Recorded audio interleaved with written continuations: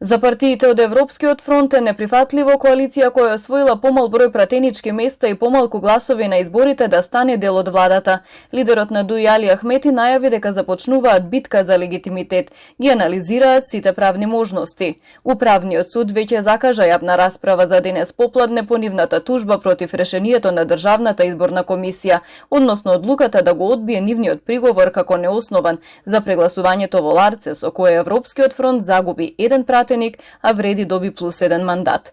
Според Ахмети, Европскиот фронт излегол како победник на изборите, но тој вели дека резултатите биле нарушени и продолжуваат да се прекршуваат преку изборен инженеринг. И покрај сите аргументи и резултати, дури и со пратеници, дури и со апсолутни бројки на гласови, дури и со победи во 2/3 од општините, поразените на изборите, без легитимитет на суверениот, подклекнаат целосно игнорирајќи ја волјата на народот, Охридскиот договор, легитимитетот и без никаква почит кон оние кои ги донесоа сите овие квалитативни промени во нашата држава. Пратениците од Европскиот фронт, поради тоа што се чувствувале омаловажени, вчера ја напуштиле собраниската сала на конститутивната седница, рече Ахмети.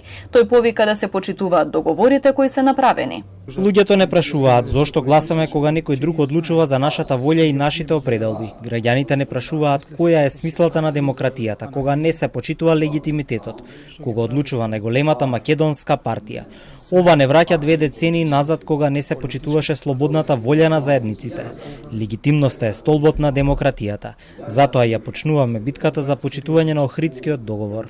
По пресконференцијата на Ахмети ВМРО ДПМН во писмена реакција велат дека не е важно што Ахмети имал чувство на навреденост, важно е што волјата на мнозинството е дури да оди во опозиција и се соочи со одговорност. Ако одењето на ДУИ во опозиција е кршење на рамковниот договор, тогаш и Али Ахмети го прекрши кога реши да ја изостави ВМРО ДПМН од владата и не го почитуваше резултатот на изборите 2016 година, каде победи ВМРО ДПМН, што само значи дека почитувањето на Охридскиот договор нема врска со фактот дали ДУИ е власт или опозиција. Ахмети треба да престане да се однесува како палаво дете кое плаче по играчката, која не е негова, затоа што ВМРО ДПМН не е СДС, ниту пак одењето на ДУИ има некаква врска со односот на ВМРО ДПМН кон албанците. ДУИ по 16 години стана дел од опозицијата.